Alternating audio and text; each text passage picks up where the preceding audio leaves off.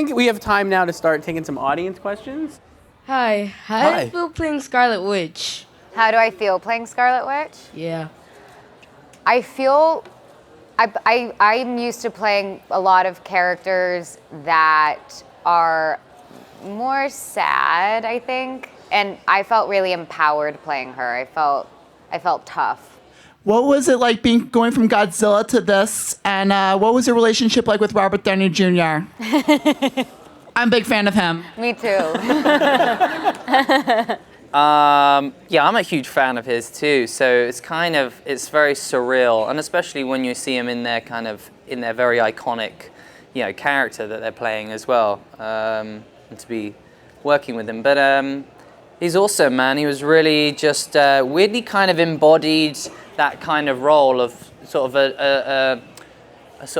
it was like a maternal, like a father figure, sort of a leader. Like the way that he pulled us together for that dinner was very much like a nurturing, a respectful kind of, a really lovely thing to do that he didn't have to do, and could have kept to himself. But he's actually a lot of fun, really sweet. Actually, another memory I had is we were on the studios, between some of the studios.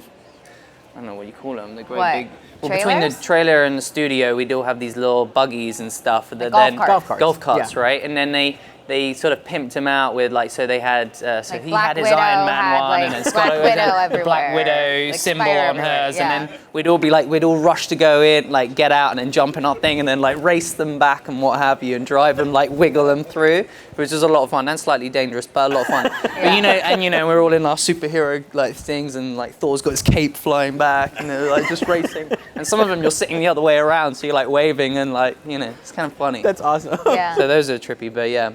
This is for Aaron and Lizzie. What was it like working with such a phenomenal ensemble cast?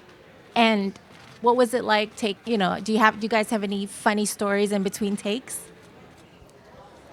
I think it was Paul that said the funniest things that happen, those are the stories you can't tell. No, just because they're I don't know, they're personal. Yeah. You like keeping some things for yourself, but the story I shared was the most enjoyable moment when we were all laughing on set and we couldn't keep straight faces. What was the first question? Do you remember? Working with an ensemble like this. Oh, it's great to work with an ensemble, I think, because especially from I think when stepping on, it's you've got a lot of actors to bounce off of, and you're not the sort of center of attention, or it can be kind of. It's I think it's great to be a part of an ensemble. I think I learned a lot. I mean, they're such talented actors, with Jeremy Renner and Mark Ruffalo and Paul Bettany and Samuel L. Jackson, and it's the list goes on and on and on, and everyone had crazy amazing movies coming out at that time too. Foxcatcher was about to come out. Jeremy Renner produced The Messenger, that was about to come out. Downey had the Judge. Scarlett had Lucy, and that creepy one. So there are actors that do movies that come out. No, but they were amazing films that were coming out while we were filming this film, and you're reminded about the body of work that collectively this cast has that has inspired me my whole life since I was a kid. So it feels crazy to be. I keep feeling like I'm hanging out with a rock band and I'm the new backup vocalist, so I get to travel like them, but I'm just hanging out on the side, and they get everyone just wants to see them. So it feels less pressured, but I do feel like I'm hanging out with a cool rock band. Did you and Paul talk about, obviously Scarlet Witch and Vision have such a relationship in the comics? Did that come up a lot? We still laugh about it a lot, because we're kind of are we going to have kids? Don't know. No one's told us yet. Maybe in 2022 or the next when I'm 40. Next question over here on the right. Hi, I'm Faith, and I'm so excited to see you guys in the movie. My question is, when you were a kid, did you ever want to be a superhero? And if so, which one?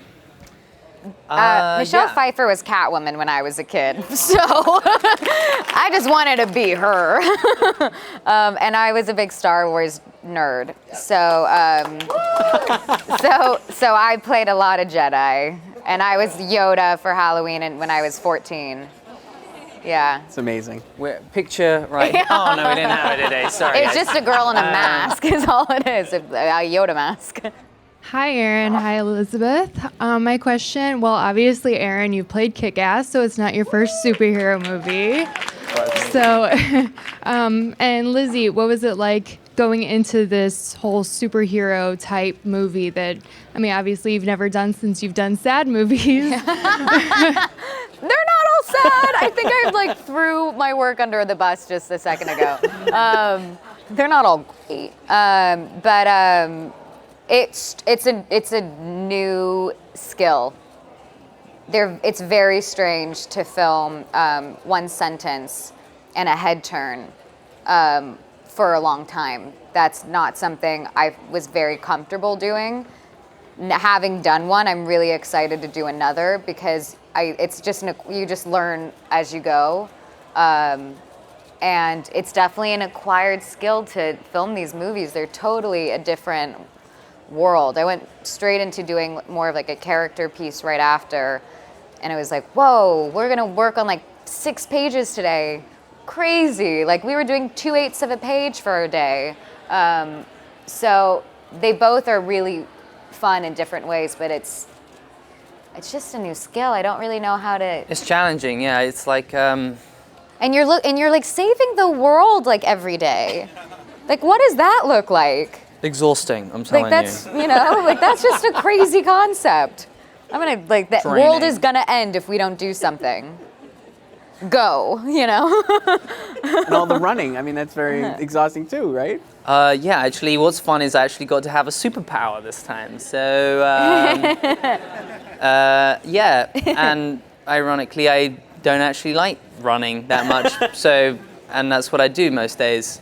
But it was a lot of fun. It was, it was just, it was a lot of fun. And like Lizzie said, it is a very technical way of shooting and can be quite, you'd have to kind of retrace your steps of where you are in the scene, because you could shoot the beginning and then go straight, just jump straight to the middle bit. And we were changing the script every day. We would be reshooting things we had already shot because the script changed. So now we're like, wait, how did we get here? Well, Captain America, he was over there, and now you guys are teaming up in the same place, so we're deleting that. Yeah. We're gonna make something up, but don't worry, because we're shooting this first, and then we're gonna go back. Sometimes we would do a scene, and they wouldn't have written this scene before.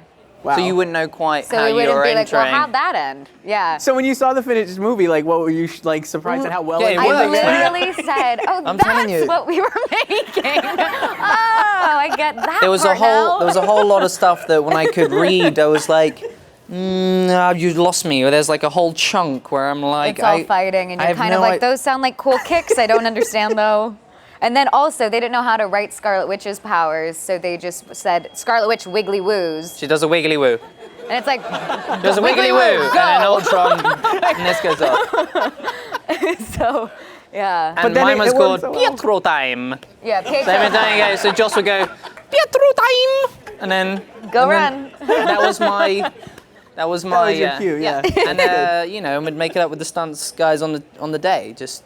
Yeah, it's fun because you just keep changing, and it keeps it fresh, and you'd always have new surprises, and everyone's so much fun to work with. So it's really fun. Yeah. Yeah. My question is, last year, I know with Godzilla, you probably had to deal with a lot of CGI and everything. This year, I know you probably had to deal with a lot more CGI, especially with a lot more people wearing motion captures. Yes. What was it like getting used to all that CGI and seeing people, Red Balls here and James Spader here? I stopped looking, because sometimes we'd have stunt guys in motion capture suits just standing in as Ultron for eye lines. I couldn't look them in the eye. It was too silly to me. So I would just kind of look in their general area. I mean, you just play make believe. You're a kid on a playground is all it really is, and you're like, you're just playing make believe as an adult, and like that's what our job is, and it's more technical than that, but that's what it accesses like in you, and it's really freeing. Yeah, I was actually surprised there wasn't actually it wasn't crazy amounts of green screen. In fact, I don't think there really was any green screen. Only in reshoots. Oh right, yeah. That's it. But it's kind of incredible now. Yes, special effects just goes quicker and quicker because, say when I did Kick-Ass, there was a lot of green screen on certain things, and whereas on this, I'd expect it would be the everyday thing.